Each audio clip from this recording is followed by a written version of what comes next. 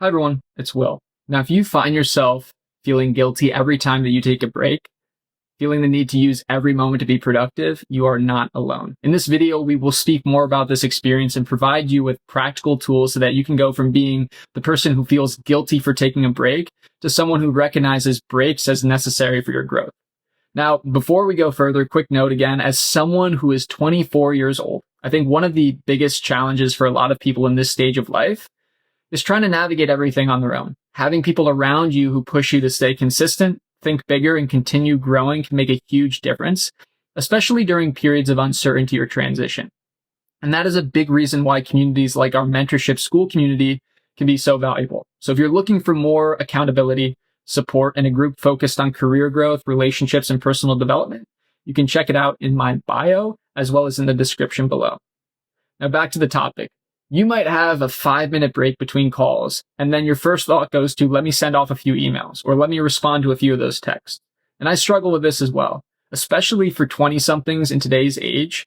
We're conditioned to a world of overstimulation, social media, YouTube Reels, whatever it might be. And I think the other generations are too, but we just grew up with it.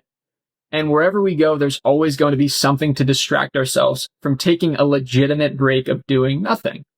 And as I'm coming to learn, though, sometimes the most productive time comes when we aren't formally sitting down during work hours and we are doing nothing.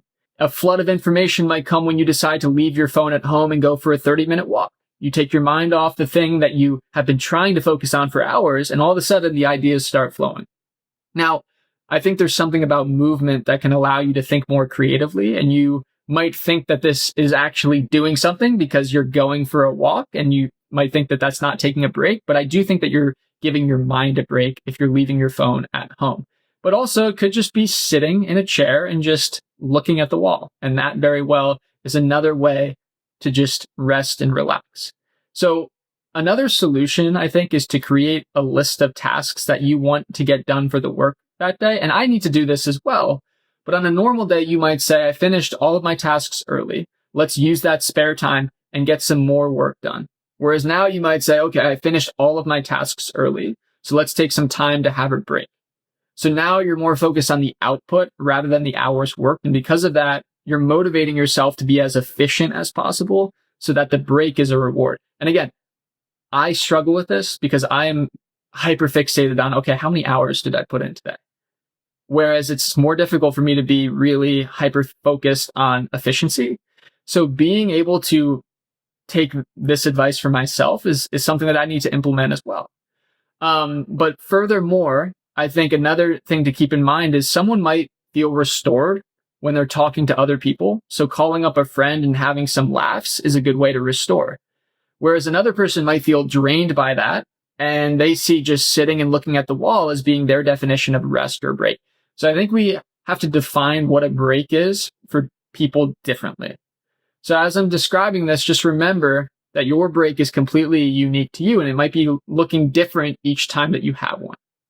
So as we wrap up this video, I think sometimes also giving your break a purpose can be helpful. This might feel like you're almost scheduling your break for a reason, and it goes back to the need for everything to be productive. But if you're just starting out and it's uncomfortable, if you almost set an intention for this break and how it might help you actually perform better, it can give you more ease for taking it in the first place. Rather than spending the entire break being anxious that you need to get back to work, you can begin to say, okay, well, me actually not thinking about work for a little bit is going to help out. Again, advice that I need to be implementing myself.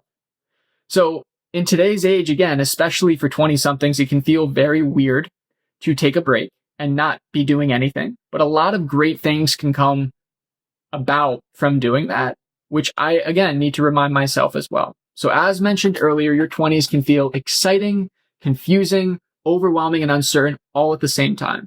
And trying to navigate everything alone can make it even harder.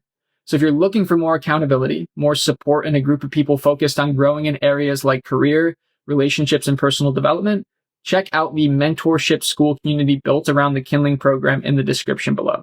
Thanks again for watching, and I'll see you next time, everybody.